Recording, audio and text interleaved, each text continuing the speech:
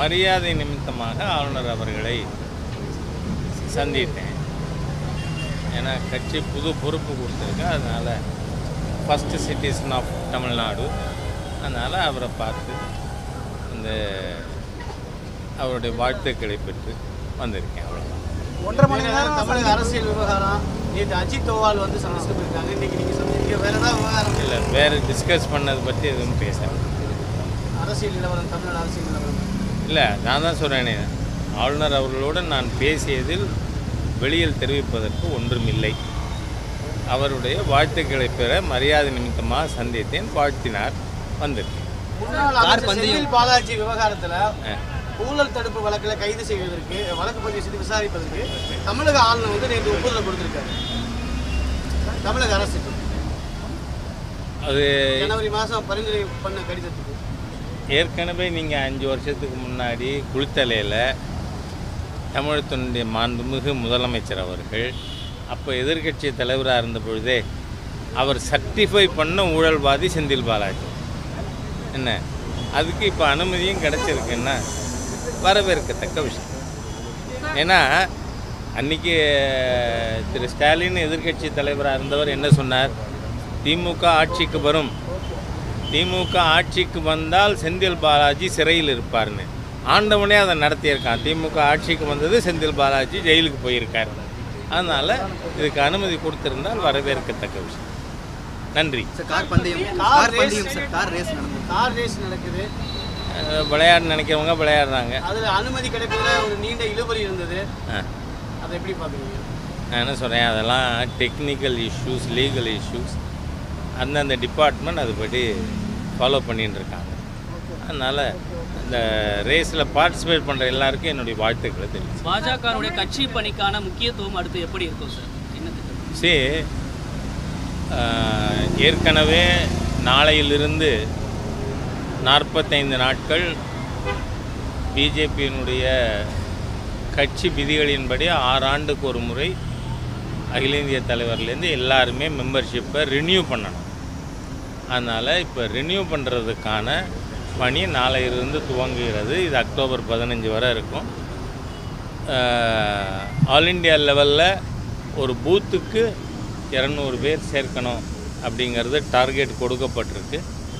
அதன் அடிப்படையில் தமிழகத்தில் குறைந்தது 1 கோடி பேர் சேர்ப்பதற்கான பணி நடந்து கொண்டு இருக்குது. இதில் ஒன்றியம், நகராட்சி வர எல்லா நிர்வாகிகளுக்கும் இதற்கான பயிற்சி அளிக்கப்பட்டிருக்கு. நாளை மாலை 5 மணிக்கு மாண்புமிகு பிரதமர் அவர்கள் தன்னோட உறுப்பினர் காலத்தை புதுப்பிக்கிறார். புதுப்பித்த பிறகு மாலையில் 6 மணிக்கு கமலாலயத்தில் இங்கு மாநில நிர்வாகிகள் மற்றவர்கள் உறுப்பினராகிறதுக்கான நிகழ்ச்சி ஏற்பாடாகி இருக்குது. அதே சமயத்தில் எல்லா பார்லிமெண்ட் சீட்லேயும் நாளைக்கு சாயந்தரம் 6 மணிலேருந்து உறுப்பினர்கள் புதுப்பிக்கின்ற பணி நடக்குது. இது வெல் பிளான்டு மேனரில் எல்லா ஏற்பாடுகளும் ஏற்கனவே நடந்துருச்சு. அது நடக்கும்.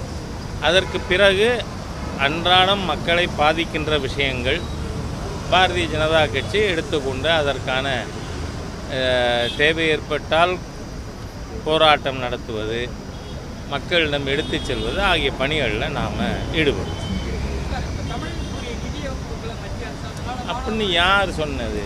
நேற்றைக்கு கூட மாண்புமிகு பிரதமர் அவர்கள் 2 வந்தே பாரத் ரயிலை துவங்கி வச்சுட்டு ரயில்வே துறையில் மட்டும் இந்த பட்ஜெட்டில் 6000 கோடிக்கு மேல் தமிழகத்திற்கு ஒதுக்கப்பட்டு இருக்கிறது என்பதை ஸ்பெசிஃபை பண்ணியிருக்கார்.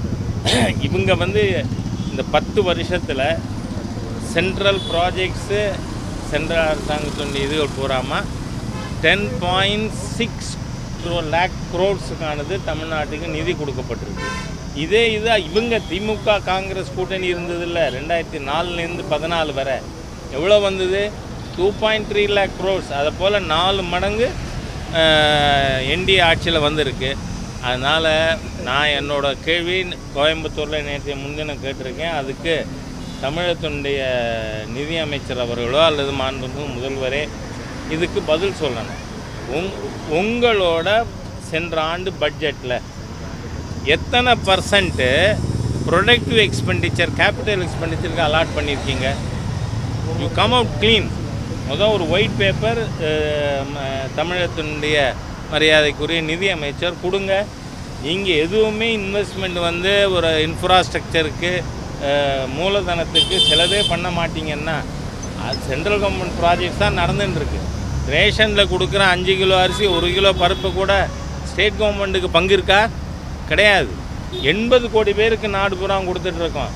இது அமெரிக்கா, இங்கிலாந்து போன்ற பல நாடுகளின் பாப்புலேஷனை ஒன்றா சேர்த்தா கூட இந்த 80 கோடி வராது, அந்த அளவிற்கு. அதனால் ஏற்கனவே சொன்னேன், நான் திருப்பி சொல்கிறேன், நொண்டி குதிரைக்கு சறுக்குனது சாக்கு அப்படிங்கிறது மாதிரி இந்த கையாலாகாத தமிழக திராவிடியன் ஸ்டாக் அரசாங்கம் இவர்களுடைய இன்காம்பிட்டன்சிக்கு, இன்எஃபிஷியன்சிக்கு, கரப்ஷனுக்கு மூடி மறைக்க மத்திய அரசை குறை சொல்கிறார்கள். நன்றி. அதிமுகவோட முன்னாள் அமைச்சர் தற்போது ஒரு பேட்டி கொடுத்திருக்காரு. என்னன்னா, பாஜக ஒரு கார்ப்பரேட் வடிவில் செயல்படுது.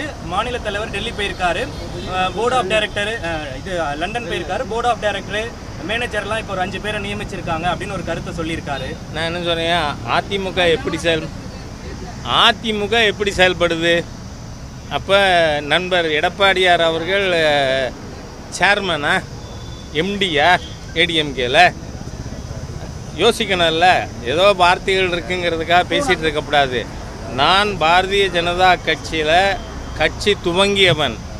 அதற்கு பிறகு தொடர்ந்து எல்லாரும் என்ன நினைக்கிறாங்க, போஸ்ட் ராஜா பொசிஷன்லேயே இல்லை போல் இருக்குன்னு. கிடையாது. தொடர்ந்து 35 ஆண்டுகளாக கட்சியில் பொறுப்பில் இருக்கிறவன். இப்போ நேஷ்னல் எக்ஸிக்யூட்டிவ் மெம்பராக நேற்று வர இருந்திருக்கேன். இன்றைக்கி கட்சியை வழிநடத்தின்ற குழுவுக்கு கன்வீனர். அதனால் இங்கே ஒன்றும் போர்ட் ஆஃப் டைரக்டர்லாம் இல்லை. இது பல அதிமுக அமைச்சர்கள் இவங்க அரசியலுக்கு வர்றதுக்கு முன்னாடி நான் பார்ட்டி ஆரம்பித்து இருந்துட்டுருக்கிறவன். அதனால் அவர் வந்து நண்பர் எடப்பாடியார் chairman and MD of ADMK அப்படின்னு சொன்னால் இப்போ நண்பர், நான் நண்பர் இல்லை சொல்லலையே, எல்லாருமே நண்பர் தான். நீங்கள் பார்த்தீங்கன்னா என்னோடய பர்சனல் வீட்டு ஃபங்க்ஷனுக்கு கூட எல்லா பார்ட்டி லீடர்ஸும் வருவாங்க. they have got respect for me and I have got regards for them. அதனால் அது நடக்கும். அதனால் இந்த கார்பரேட் பேச்செல்லாம் வேண்டாம். நன்றி.